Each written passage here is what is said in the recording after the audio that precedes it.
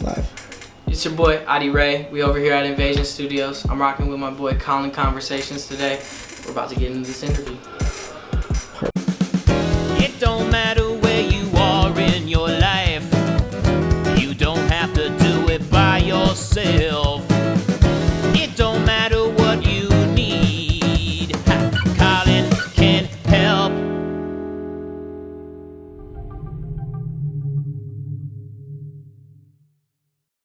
All right, so we got Colin's Conversations. I will let you introduce yourself, let everybody know who you are, where'd you get started, and what all are we doing here? All right, so I'm Audie Rei, y'all. I'm an artist, producer, engineer from Cleveland, Ohio. I don't know, I've been doing this for quite a long time. I grew up in the Macedonia Solon area, which is a suburb outside of Cleveland. Kind of lived all over Cleveland in my time doing music. But yeah, I started with this shit when I was probably about like 8 years old. My mom introduced me to music, got me singing, and that's what really developed my love and passion for this shit. Absolutely. One more question, should I not cuss as much as I possibly can? You can cuss as much as you want. Okay, cool. Yeah. That's good, because I do a lot. Yeah, the only difference between cussing and not is I push one different button when I publish it on the podcast. Got you. So to talk as freely as you want. Okay, cool. You know, anything that you say is on camera, obviously, but you know, have fun with it. No need to be like, fudge. Right. Yeah, no. So you started earlier, mom got you into music. What type of music were you guys listening to as a kid? I mean, I grew up listening to like a lot of different kinds of music. I mean, mainly a lot of like classic rock stuff and pop stuff. My mom was into like Justin Timberlake, like NSYNC, like I grew up on that a lot. My dad was really into like classic rock. I mean, the Beatles, Rush. I mean, there's like a lot, so many I could name honestly, but like just a lot of like classic rock, 70s and 80s. That was the era they grew up in. Michael Jackson, stuff like that. That was like my first introductions to music for real. Gotcha. And you started singing. Do you play any instruments or just? Yeah, I play guitar.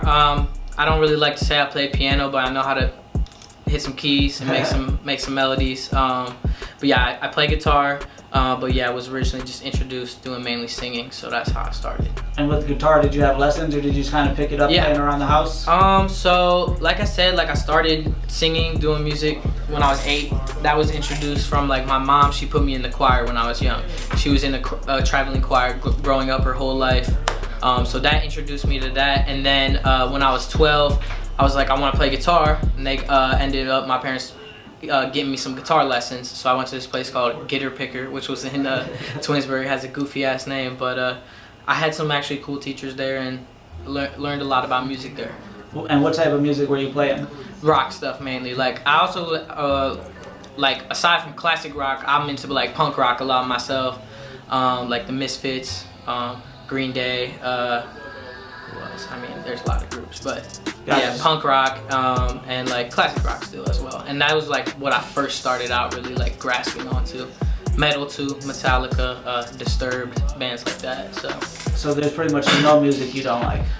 It's very hard for me to find something that like, or a genre I guess you could per se I don't like. I don't really listen to country music very often, but I do like some country songs. So it's just there's a lot of stuff I can. If it has a good sound and a good melody, like and great lyrics, I can get into it. Gotcha. Yeah, I knew a really, really crazy lady about 10 years ago. 99% of what she said is absolute dog shit. But like, she had a quote that there's no bad music, there's only music that's not right for the exact time and feeling that you're in. And that's like, to me, the realest statement that you can make about music.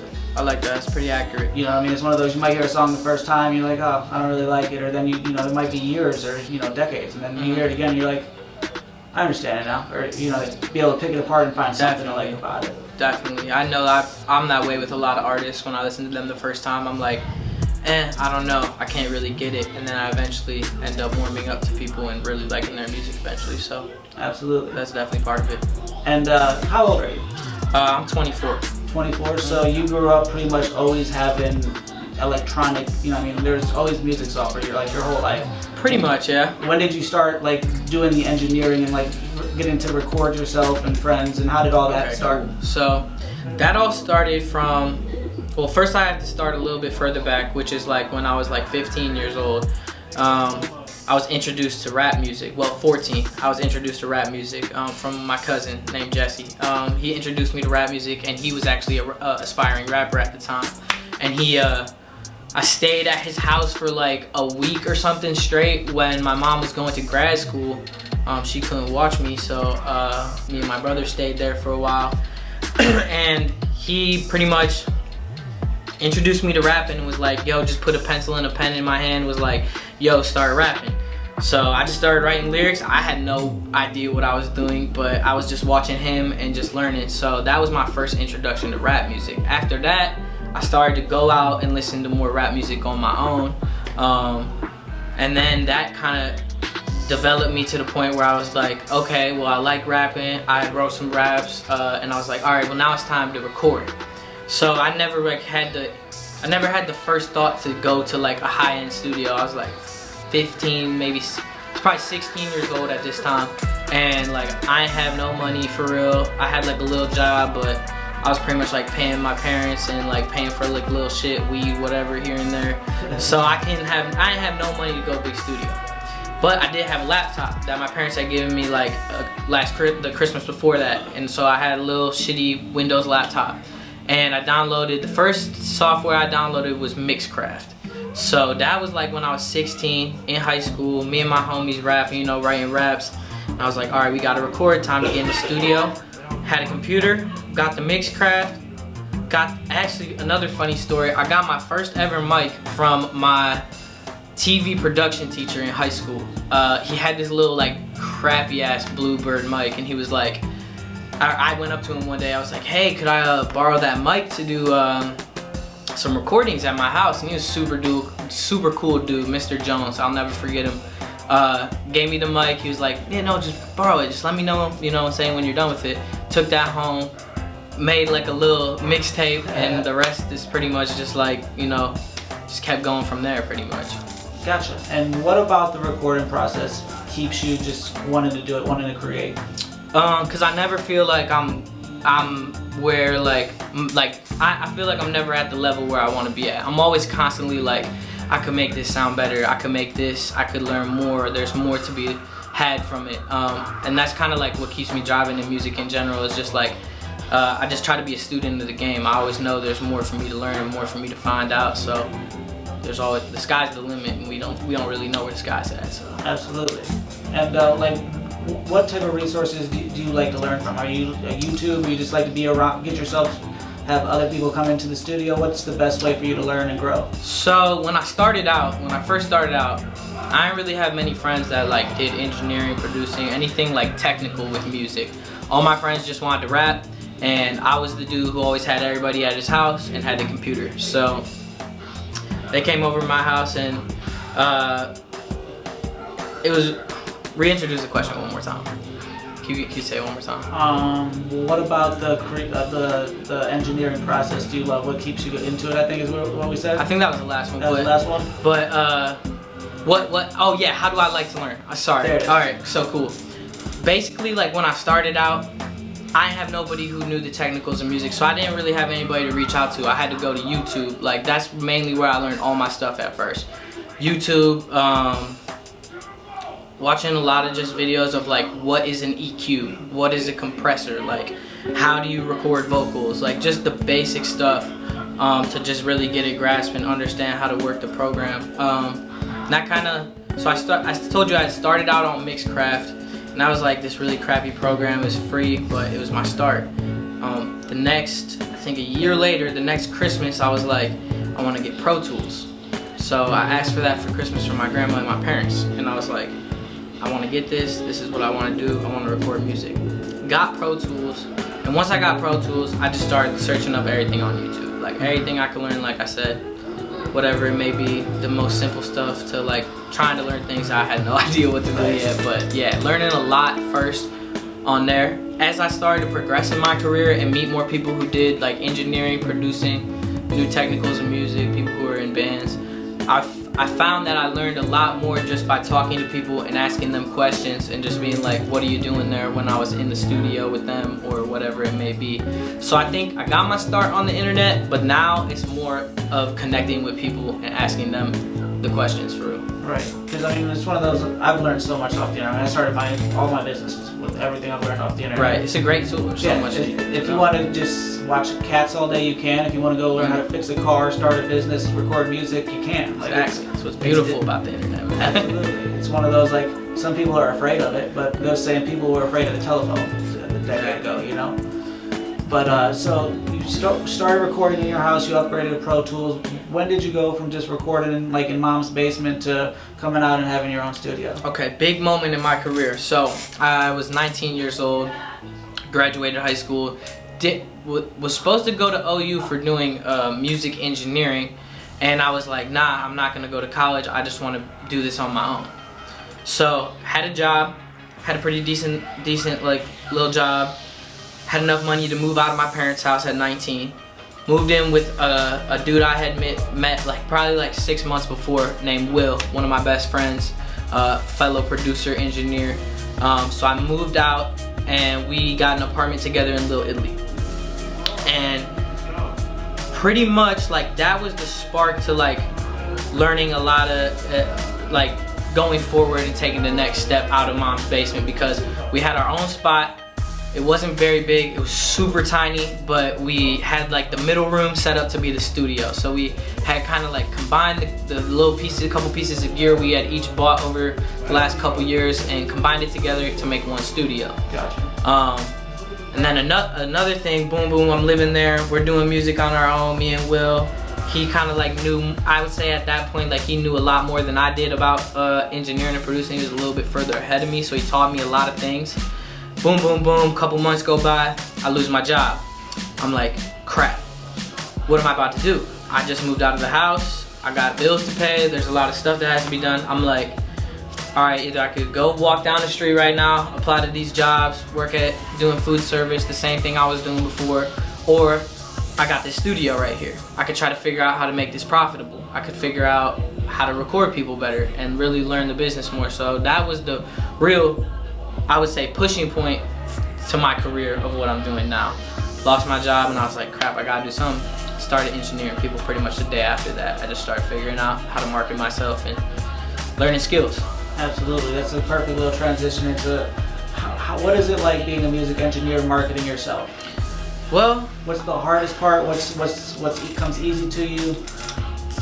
I mean, anybody who's a musician, none of this is easy. It's like probably one of the most hardest like undertakings you're gonna make as, okay, I want to do this for the rest of my life. I want to be a musician. That's the hardest decision right there, because a lot of people in society are gonna tell you like, you can't do this, you can't do that. That's an unrealistic goal. Like only 1 in a million make it. So you really just gotta be able to put that aside first and be able to be like, I'm gonna do this. This is my choice. After you make that choice, I mean, the thing to figure out for myself was, how do I utilize social media to showcase my skills and showcase my availability as a business or market my business or whatever, you know what I'm saying? Mm-hmm. So pretty much just jumped straight on Twitter. That was like the first thing I thought, like, all right, cool. What am I gonna do? I got a studio, I need to find clients. Jump on Twitter, put out a tweet, hey, studio in Little Italy, $20 an hour, hit me up, I'm recording people. That sparked off a couple people off Twitter, my first couple clients. First people who just really were taking a risk on me for real, because I didn't know a lot at the time. I just had the setup, I had the means to do it, and I was eager and I was hungry.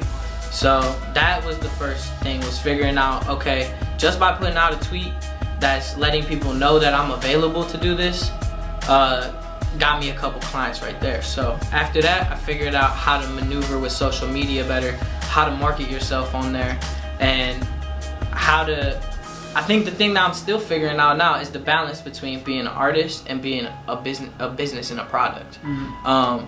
Cause it's all about balance. I'm a business in myself. I provide a service to people, mm-hmm. but the service that I'm providing is art. So how do you make it look cool, but also show people that, you know, you're getting what you pay for? This is a reliable product. Right. And that's the balance right there that you have to figure out. Gotcha. You ever think about doing vlogging? Yeah, I've actually I've made some vlogs. I never really posted them, doing engineering, like mm-hmm. Just tips and tricks and stuff like that. tried it out for a while, but I've been focusing more on my independent artistry recently, so that's why I never really went full force with that. But I feel like that's something I could definitely be good at. Gotcha. I mean, that's something everybody that I work with on the marketing side, I always recommend, instead of always thinking of how to create the next marketing campaign, especially with what you're doing, like everything that you're saying now is, you know, you definitely haven't made it, but you consistently are on a come up. You're keeping afloat, doing what you love. So I think what a lot of people don't realize is they think, I'm not interesting enough to watch. Why should I just film my boring 80% of your day you're not going to use the footage of? But you know what I mean, while you guys are watching anime in the back room, and you get a couple funny comments, and you just, you know, use your music and your instrumentals to put behind all that. Definitely. And show the process of, look, this is what we do every day. Like, and every day you could go back and be accountable, because you know you're making footage. You know you have to produce something so that you could have something to show. It's just one of those like ways to keep going. But I totally agree with you. I could not agree with you more, because that's literally the step that we're transitioning into right now, is that giving them the video content and giving them more content, like you said, the day-to-day stuff, just chilling at the studio, whatever it might be. And that's really what our next step is, and we kind of have like made that our next marketing plan, essentially. Absolutely. So yeah, I'm right there on the same page with you. It's just putting it into action now. We tried a couple things. We're figuring out, okay, this works. Okay, this is good. People like this. People don't like that. So now we're just trying to refine it and just get the product out. So that's definitely what we're getting into next. Is the video. I think that's what I love as a marketer when I think about music, because I can't create music for shit. You know what I mean? I can listen, I can sing along, I can make a quick little rhyme, you know, whatever. But like, to me, like, knowing that you could take a beat and either make a song with it, you could put it in a video interview, you could put it in the back of a movie, like the ways that you could layer what you do, like, is an endless. And where a lot of people just kind of just focus on making the song, like, if you document every song from the time you were writing it to recording it, by the time you put out an album, you got a whole documentary of, check out the, you know, documentary of Bang Bang, and you just doubled your product in the same amount of time. True that. That's it. I mean, yeah, that's definitely, I mean, that's what we're going to be doing going forward. Absolutely. And what platforms, you mentioned, so you learn how to use social media. What's your favorite platform to use, or least favorite platform? I mean, right now, definitely Instagram is like, I mean, it is my favorite platform, but not alone that, I feel like I get the most engagement out of it. So Instagram is the main place I go to. I also use Twitter pretty avidly, but not quite as much as Instagram.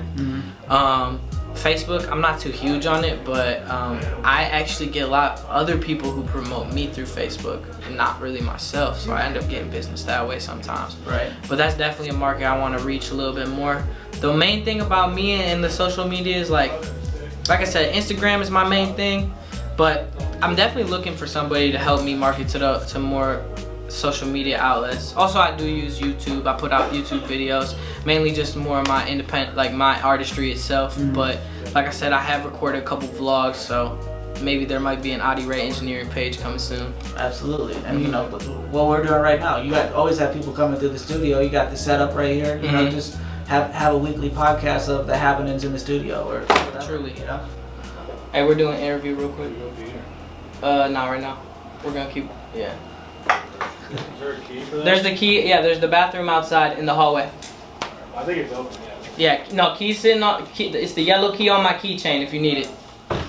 So we were talking podcasts, vlogs, all that. Artie, in your ideas, what do you think as an artist? What apps are you using for artistry? All right. So is it the same social? Are you talking about like what am I listening through, or what am I using to like host my music and distribute my music? Because that's okay. So both. All right. So as a listener, I personally have Apple Music. I use that a lot, but I'm thinking about making the switch to Spotify because I really like what Spotify is doing with their platform and the user friendliness of it. So I think those are like the two biggest like paid for streaming services that most people use, and that's where, like I said, I go to get most of my stuff. If it's not Apple Music, it's Spotify, and if it's not that, it's SoundCloud. That's my third one in line. So SoundCloud is mad different because it's obviously tailored to a more underground market. You're not going to be getting the same music that you get from the iTunes or the Apple Music and the Spotify. Right. But SoundCloud, I feel like, is the best for finding new underground talent that you might not have heard through these other resources because it's not put in your face. Absolutely. So that's what I use SoundCloud for, mainly to find new music that is either still very underground or on the come up. Apple Music and Spotify is there for listening to my artists I already know I love and that are established. Gotcha. And then as far as distributing music, so for distributing music, I mean, there's a lot of platforms that like a lot of people use. Right now, I've been distributing with DistroKid, which is really a great service for anybody who's an artist that wants to start distributing their own music independently. And what's that do? It kind of take you It's a upload monthly, it there and then it takes it everywhere? I'm sorry, it's a yearly paid service that will distribute your music to all of the platforms such as Spotify, Apple Music, Tidal, YouTube, all of those places. So that's when you see these songs coming out and dropping and releasing. It's either through a distribution company or through a website like DistroKid. Another one that I really have started to like and I'm switching over now to is United Masters. They're a newer service, but they're more of like a record label as well. Okay. So they have a platform, they have an app, they have a website. They're kind of like a record label, kind of into signing artists too, I think. Don't quote me on that one, but that's kind of like what they like to do. So that's something I've been looking into, and I do like their app a lot. And I think that's probably one of the most user-friendly distros. Not the cheapest, but the most user-friendly. Gotcha. And how long have you been using those? I've been using DistroKid for about 2 years now. And before I used DistroKid, I actually used a service called TuneCore, which is another website that, but I don't like TuneCore. They charge too much, and they're not user friendly. So you gotta be one or the other, right? You gotta be in this market. You gotta be one or the other. So that's definitely why I made the switch. And let's move a little bit more into what you're creating. How would you describe your music? I mean, my personal, like, besides the beats and engineering, like my artistry, who Audie Rei is. I like to think of myself as like a well-rounded talent that is more tailored towards melodies, but has a lot of like trap influence. So like my beats and a lot of that stuff, the selections like that, that's trap, but the things that I rap about and sing about and the melodies I use are more like poppy or rocky. So that's like kind of the vibe I'm going for. I kind of said earlier, like Justin Timberlake is like one of my kind of like big inspirations. So I kind of try to tap into a side of singing through that, but I more consider myself a lyricist. So I guess a rappier version of that and a little more trappy. You know what I'm saying? A rappy, trappy Justin Timberlake. Something like that. That's kind of what Audie Rei is. But Audie Rei is obviously Audie Rei. It's its own thing. But that's something that I could kind of compare it to. And for those that have never heard you, what is the favorite song of your album, Blue Moon? Okay, so Blue Moon 2. Favorite song. I think my personal favorite song is Close to You. Because hey, quiet down. I gotta yell at my gang sometimes, you know what I'm saying? You gotta keep the gang in check. Okay, so boom. My favorite song on Blue Moon 2. My favorite song on Blue Moon 2 is gonna be Close to You. Mainly because the melodies, the way I did my voice on that song, it was a little bit outside my normal box of what I do for my music, and I think I really hit it right on the head. I hit the feeling I wanted to get, so that's the song that sticks with me.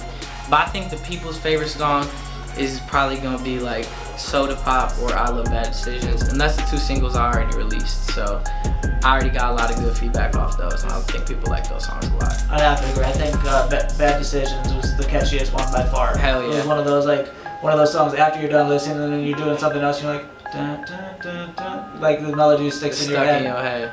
That's what I try to go for. A lot of my song concepts and just how I write songs, I starts out with an idea or a melody. It doesn't start with the beat. It doesn't start with like that sort of stuff. Like my best songs start with just an idea in here, and then I take that idea and I put it into the DAW, digital audio workspace. Gotcha. And how'd you come up with that the album name? Blue Moon. So another one of my favorite artists of all time, Cody. he had his Man on the Moon series. I always related to his music. He's one of the reasons I started being a rapper in the first place.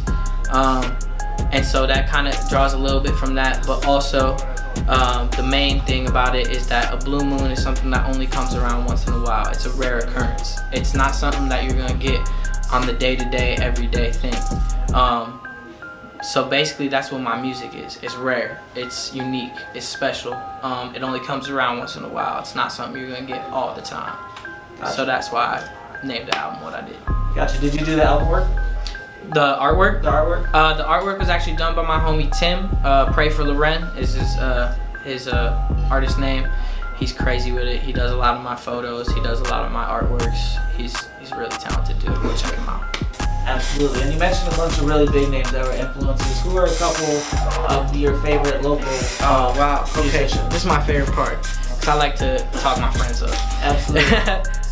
Some of my biggest inspirations locally, first person I got to name off top is Josh White, or some of y'all might know him as Banky Is. It's one of my closer homies. I've been working with him in music for the last probably 3 years. And he's a super big inspiration to me. His music is incredible. He's a great writer, and he's just a great person, and just has such an open mind about life. And I respect him for that. So that's someone I look up to in music. Obviously, my homie Will Got Flame. Shout out to him. That's my boy. He's taught me a lot with music over the years. So that's somebody I definitely look up to. He's a producer and engineer. So on that side of things, that's someone who I look up to. Also my boy Curly Chuck, you know what I'm saying? He's part of our Invasion label, Invasion shit. And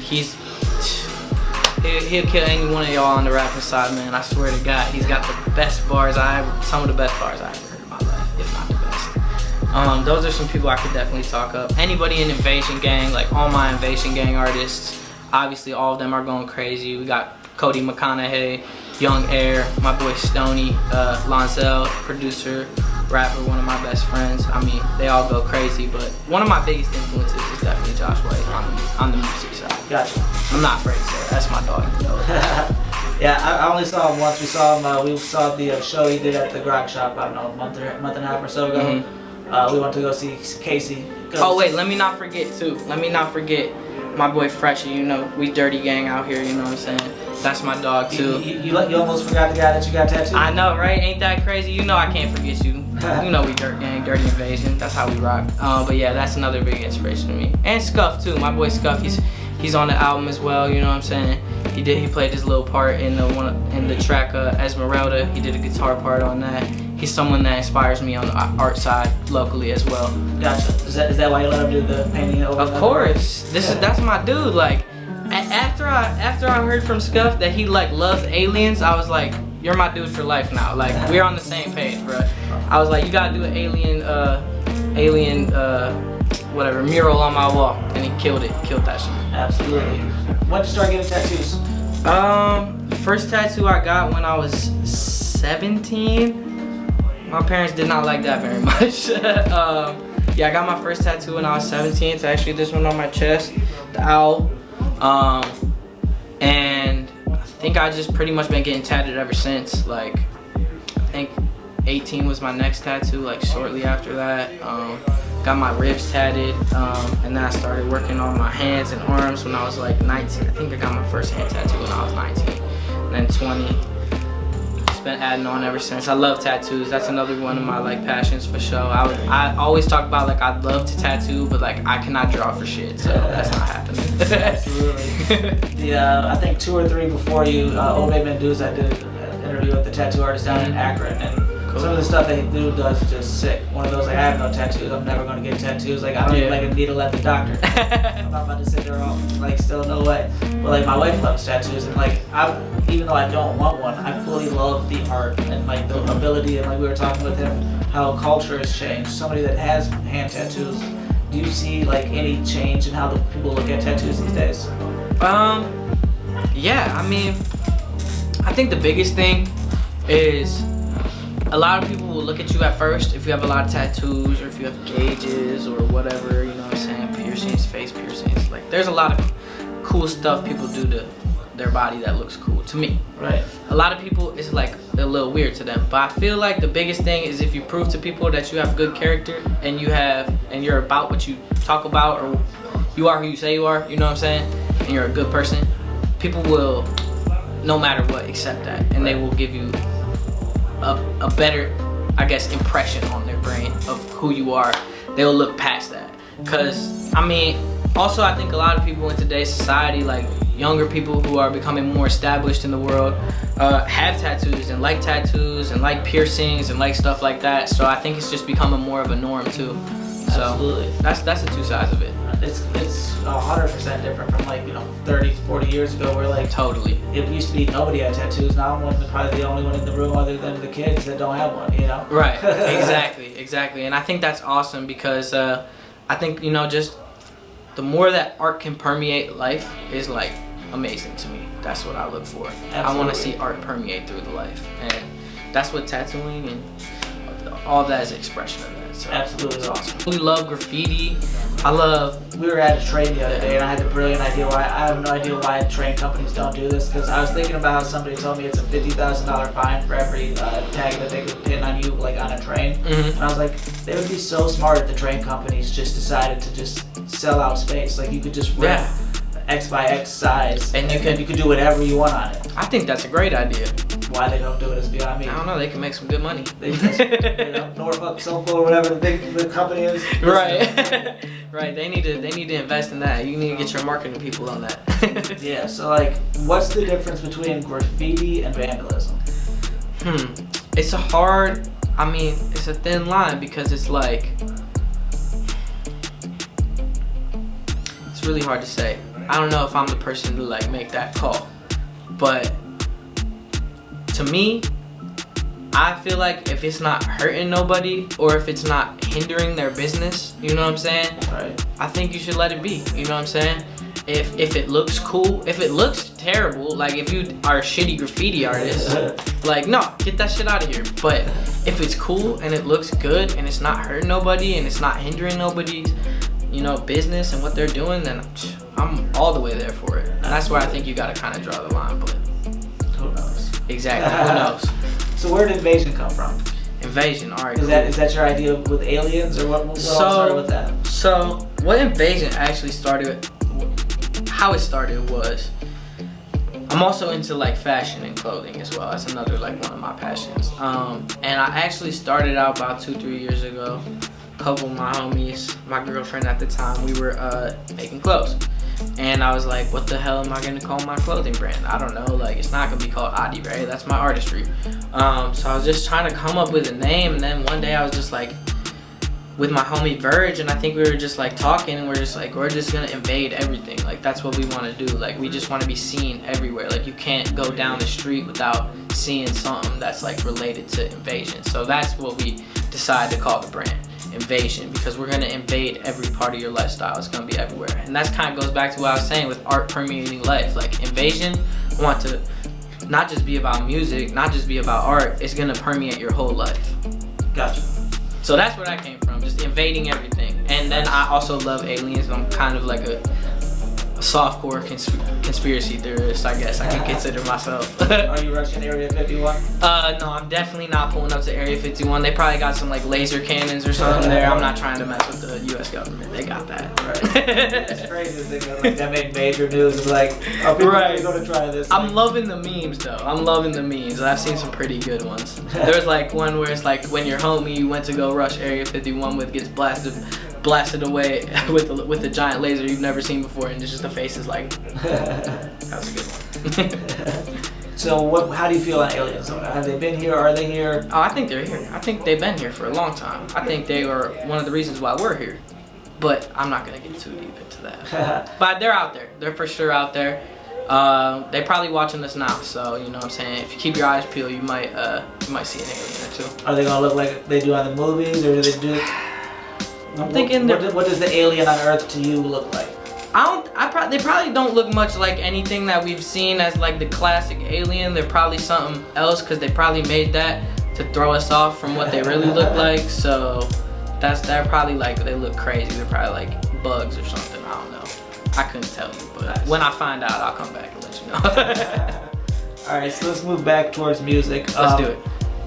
Which part do you like better? Do you like the making of it? Do you like the releasing a project, or do you like performing? If you had to pick one of the three.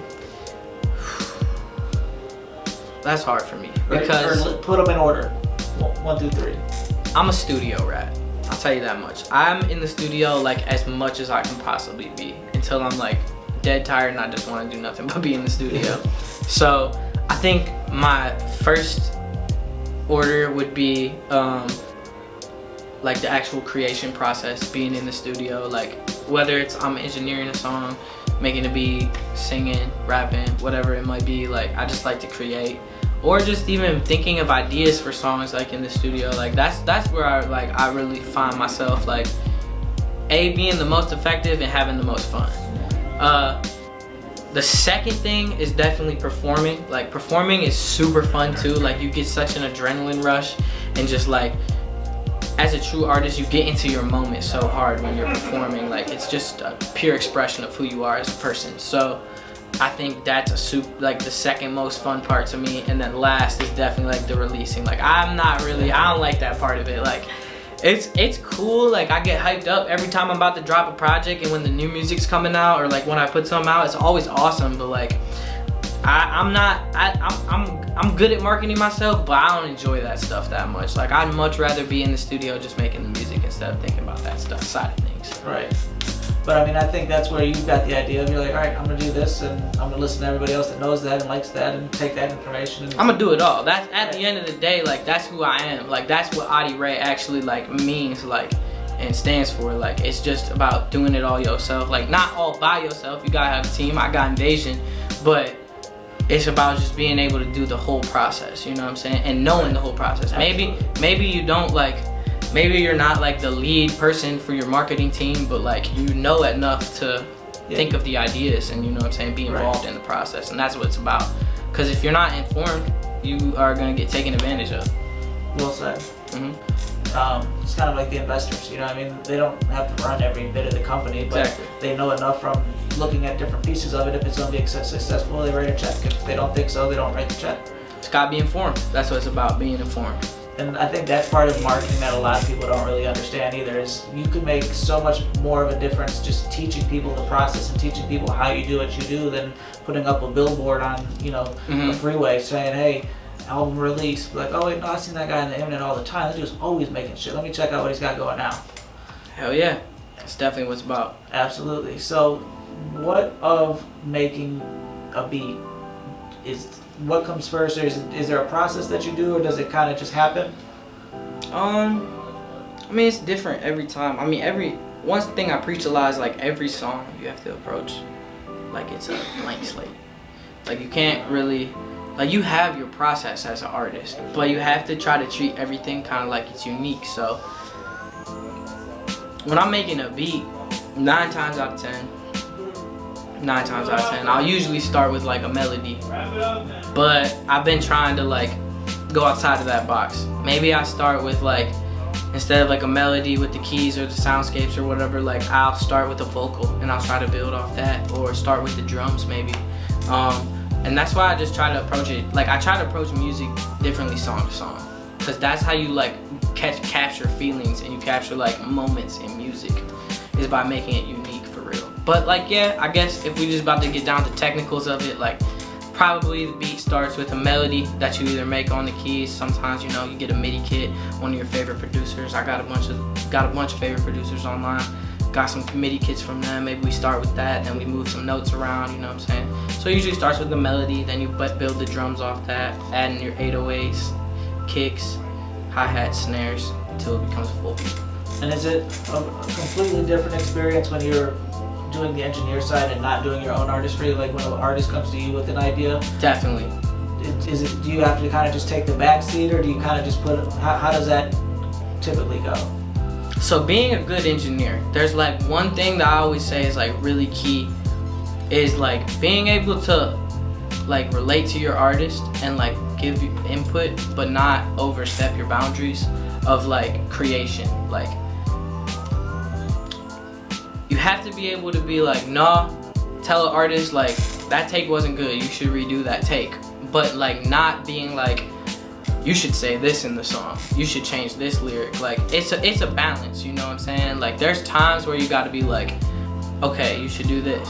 But there's times where you just be like, let me let them do their thing, because they have a vision of where they want to take their song. Right. And as an engineer, a lot of the times you gotta take the back seat and just kind of let them do their thing. And then maybe when they're done, you say, hey, by the way, what do you think about this? You know what I'm saying? Gotcha. So that's how it comes down to engineering. And as the artist, being in the studio, and when it's your song, your concept, like that's all you. You're the driving force in that. So that's where you gotta differentiate. And it is kind of hard sometimes to flip the switch on and off from being like, I'm taking full control of this song, to like, I'm just editing and putting the song together the way that this artist kind of envisions it. You know what I'm saying? Gotcha. Mm-hmm. And does one take longer than the other?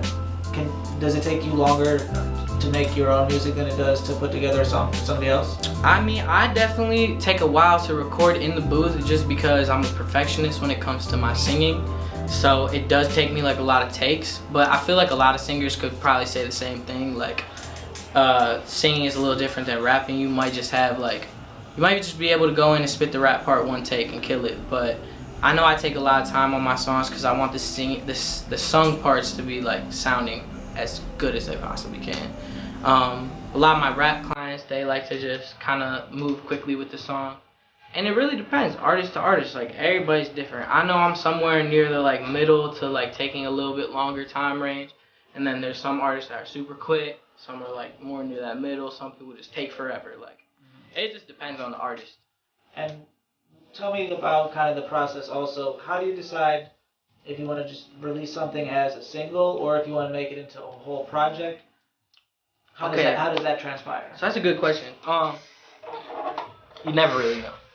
Because, I mean, at least me. Like, me, I just be trying to make songs. I'm just trying to make something, like I said, most of my songs start from a concept in my head that, like, is just a phrase or, like, a melody. And so, like, you never really know, like, what direction you're about to go all the time. You just kind of, like, make songs, and then you're eventually like, oh shit, well I need to do a project. Okay, well let me put these songs toward a project.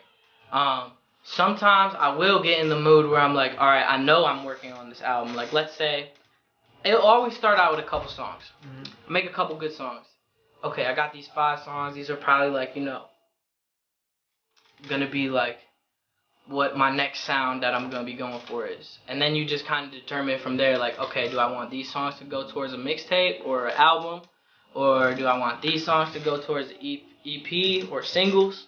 And you kind of just go as you go. Like, you kind of got to see, too, as, like, an independent artist, you got to see where you're at on the, like, come-up scale, I guess you could say. Like, if you're like all the way down here, you shouldn't be dropping mixtapes. Like you should be dropping singles. You should be dropping videos. You should be dropping stuff like that just to build your buzz up, just to get people introduced to your name.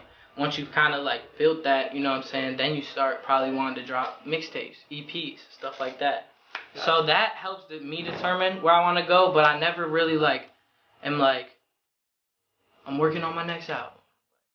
Me personally, a lot of people do that though. They're like, I'm working on specifically this album. All these songs are gonna go towards this album. For me, it's just like I'm just creating as I go, and I'm gonna put this over here and put that over there. I think there probably will be one time, like a point in my music career where I'm gonna be like, let me just focus on like making one album where it's just like I know exactly what the concept of the whole album is before I even make the first song. You know what I'm saying? But right now in my career, I'm just trying to make as much good music as possible. Gotcha. And about, what do you think about keeping a collection of music? Like you said, it sounds like you kind of make a bunch of things that are all a similar sound. Do you kind of just keep that in a bag for way later, or do you kind of like to release things sooner, like more, like right? Does that make sense? Like right after you make it? I think that's another good question because like it's really hard. For me personally, it's kind of hard sometimes to say like, I just made this song. I know it's really good. Like it could be done. Like the song could be done. You just made it. but you're like, is now the right time to drop? I've been leaning towards more recently, it's always the right time to drop. You're an independent musician, why not put the music out? You know what I'm saying? The people are always, your fans that really like you right in this moment, they're always gonna want to support you. You know what I'm saying? So I think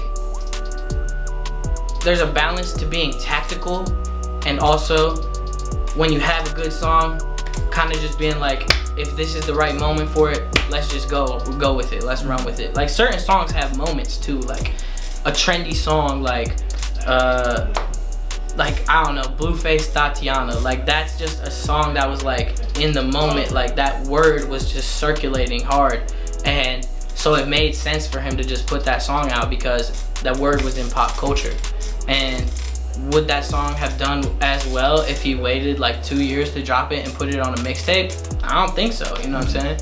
So it's kind of finding that balance of like, do I have a trendy song, or am I making timeless music that I could release at any time and it's still gonna be like, it's still gonna go, you know? It kind of sounds like it just all depends on the song. Everything is very dependent in this. Like in music, like everything is dependent on situation.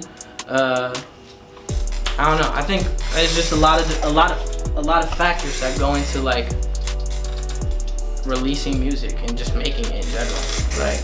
Is it overwhelming how many other people are releasing music? Is that, or does that kind of just feed the competition side of it? I think it's the best thing ever. I think it's great because it's like it's feeding the culture. You know what I'm saying? Like it's just people's appetite for content nowadays is so like crazy high. Like people just want as much content as you can give them. So I think it's great that like so many people are dropping music, dropping albums, putting out videos, doing photo shoots. Like I just think the more content the better, and it definitely does fuel competition a little bit, you know what I'm saying? Absolutely. If everybody's dropping, you want to go hard too. So right.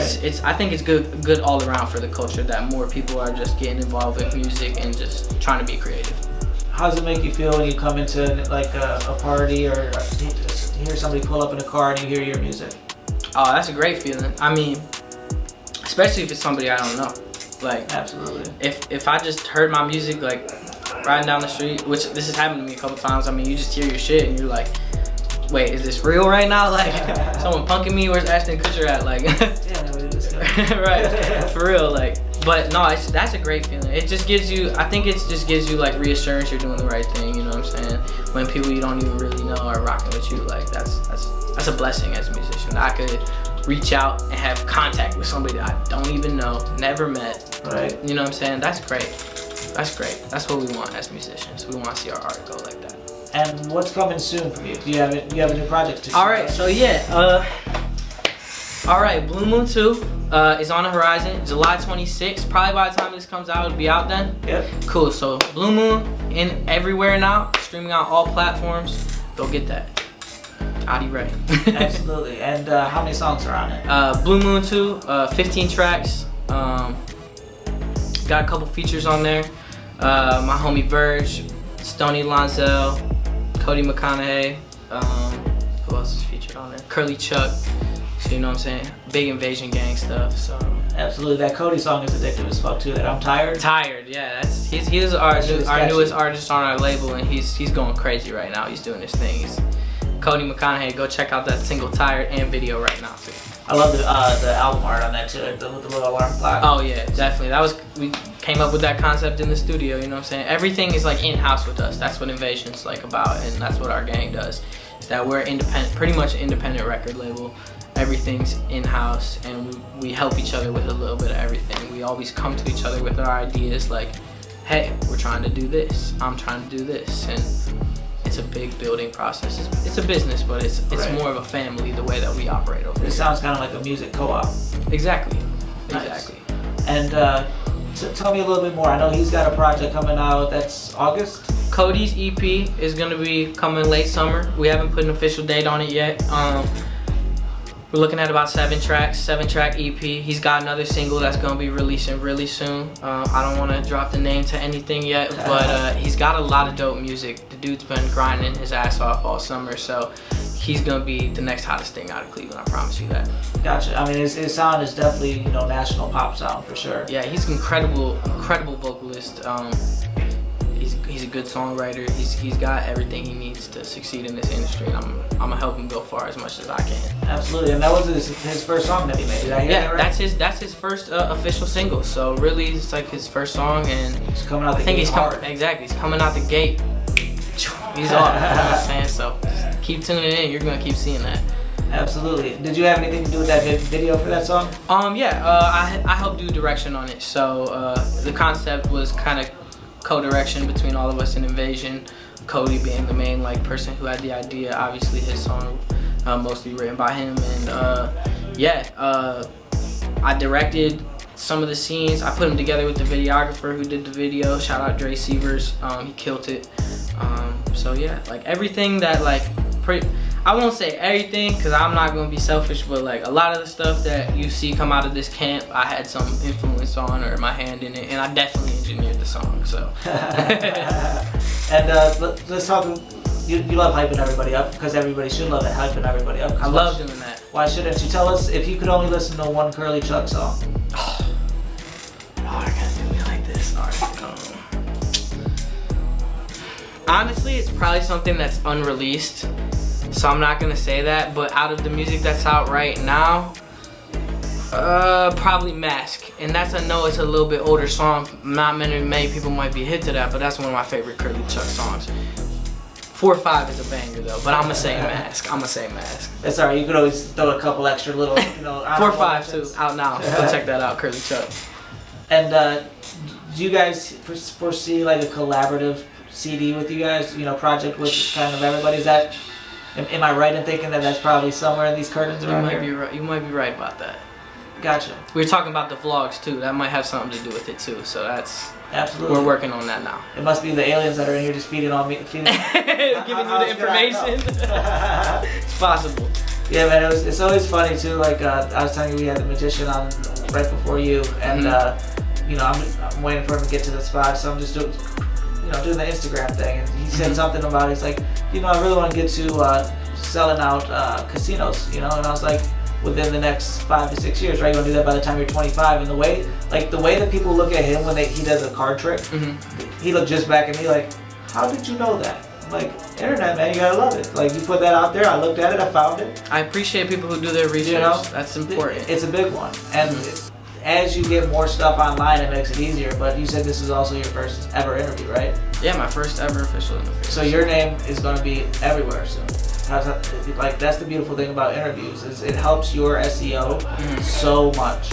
Like, even if you just like say with the vlog, if you just had Invasion, the more times that title pops up, the better.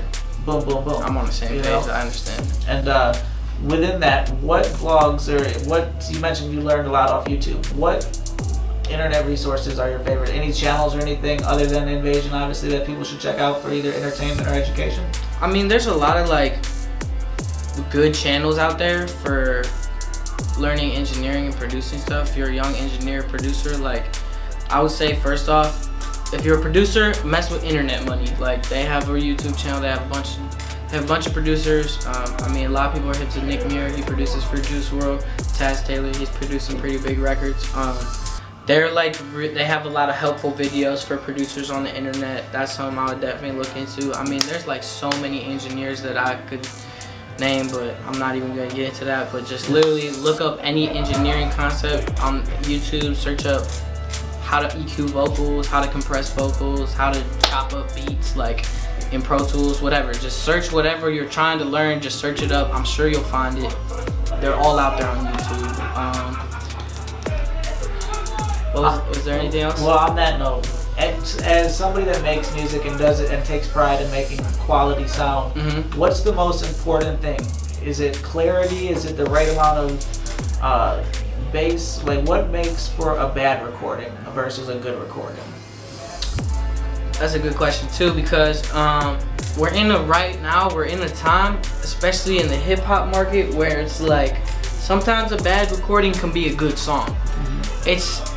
I think the most important thing about music is capturing the feeling. Like, if you can capture the feeling that you're trying to give to your listener, and you can make them feel that way through your song, you've achieved your goal right there. But as far as like quality wise, like, you can tell when a mix sounds good and when it sounds like it wasn't mixed. You know what I'm saying? Gotcha. So if the clarity is at least up to somewhat of a certain standard, like it's a good mix. Then it's open for interpretation as far as like, you know what I'm saying, what kind of effects you used on the mix and stuff like that. That's all comes down to artistic preference, you know what I'm saying, and what kind of songs you like and what kind of genres you listen to. Right. But like I said, like the most important thing when it comes to making music is capturing that feeling. Some of my like, and it's not very many because I am a mix, like I'm a stickler for mixes, but some of the songs I like the most don't even have that great of a mix on them. It's just because they captured that vibe that I was going for that makes me feel that way when I listen to the song. But as long as you got a decent engineer who knows how to work at least some decent gear, you don't even need to have that nice gear. Like, you can make a good recording. And it's just about knowing how to use your program. That's the biggest thing. You read my mind on that one. I was going to ask, like I see we got the different lights, I see we got the different recording out there. Let's say if somebody wanted to be an engineer and they had $1,000, what's the best way to spend that? I mean, probably put the most money into your mic, just because that's going to be your basis for everything. Well, I mean, honestly, if you have $1,000, that's not going to get you that far on the engineering side. Right. But I'm just saying, like, as you get your starter pack. What do you want to get? If you got a computer and you got Pro Tools, which is the first two things that you need, or some DAW, it doesn't have to be Pro Tools, it could be FL Studio, it could be Logic, GarageBand, whatever. If you have that, then the next thing you want to invest into is a mic for recording vocals. I would suggest a Neumann mic, either a 102 or a TLM 102 or a TLM 103. The 103s you can get for like $1,100, maybe $1,000, but like the 102s you can get for like $400, $500. Those are great mics. You're gonna get real nice, crisp, clear sound out of that mic. And the interface, get you a Focusrite, $200. Like, it's not gonna sound the greatest, but you're gonna with the Neumann mic, you're gonna be able to at least get decent recording, especially for hip hop music. Gotcha. Yep. And what makes a good mic? Is it just the way that it's built? Is there just the brand to it?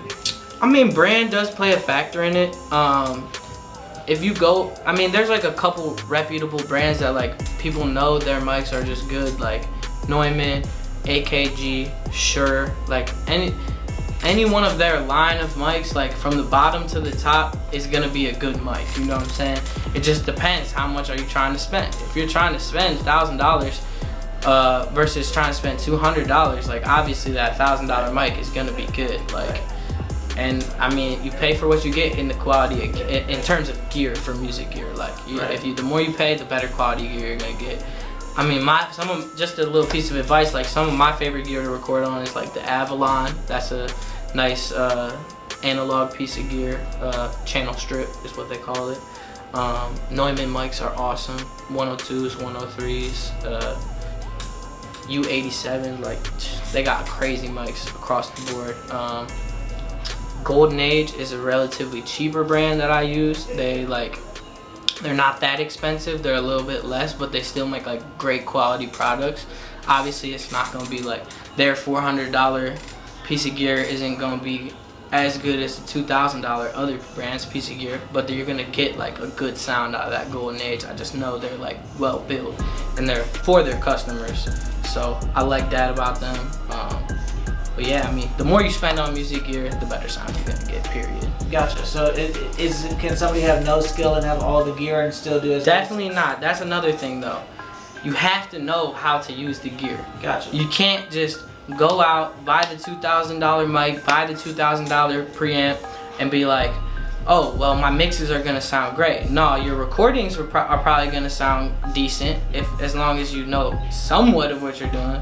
But especially if you don't know anything about how to use the gear, you're not even gonna be able to record anybody. Like, you're not even gonna know what button to press, you know what I'm saying? Right. So it's also about knowing your gear too, and all of that information is available on YouTube. All of it. Right. Just look up your gear. The brand itself probably has a video that's gonna teach you everything you need to know. Absolutely. And how long is there like a shelf life? Do they keep getting better, or how long can you expect to keep a microphone for? I mean, that's another good thing about music gear is that, I mean, a lot of it lasts a very long time. Like, as long as you take care of it. As long as you take care of it and you treat it well, and you know what I'm saying, don't abuse it. You'll be good. Like, especially if everything continues. Once we switched over from analog gear to the whole digital interface stuff, like that just changed the game up. They started making all the gear tailored towards that, and I think after that, it's like even if you have some of the first gear, it probably still works pretty good. Right. Like that once they switched over to digital, all that stuff is still great to like to this day, even if it was like came out like 30 years ago or something. You know what I'm saying? Gotcha. Yeah. And I end every interview the same way. Kind of puts you on the spot with what I call the digital soapbox. Okay. You get 1 minute to look dead in the camera and end the interview on any way that you want to end it. So whoever's listening, whoever's watching, you could either give inspiration, you could just give a sales pitch, you could let them know how to get with you. Okay. All three as you want. However you want to leave people after they're done watching, it's on you whenever you're ready. All right, cool. So, I mean, basically, you guys have been tuning into the first official Audie Rei interview. So, you got a rare experience with that. It's Invasion Gang. You know what we're doing over here. Nvasion Studios. Get with us for your production, engineering, recording, songwriting, all of that stuff. Photography needs. You can get it done right here. Nvasion Studios, Maple Heights. Be on the lookout for new Invasion music coming all summer long. From myself, Blue Moon 2 drops on the 26th. Curly Chuck music coming soon. And I mean, it's an invasion, baby. You know, it's a takeover. Keep rocking with us. I'll see y'all soon. And how can they find you? And you can find me everywhere on the internet, literally. Google me, Audie Rei, A-D-I-R-E-I. Twitter, Instagram. You can find me at Audie Rei Creates. SoundCloud, Audie Rei Creates. That's A-D-I-R-E-I Creates. Yeah, that's where I'm at on all socials. Audie Rei Creates. Catch me there. Absolutely, man. Thank you for the time. Appreciate I'm sure you, we got man. about 1 million clips out of that. It don't matter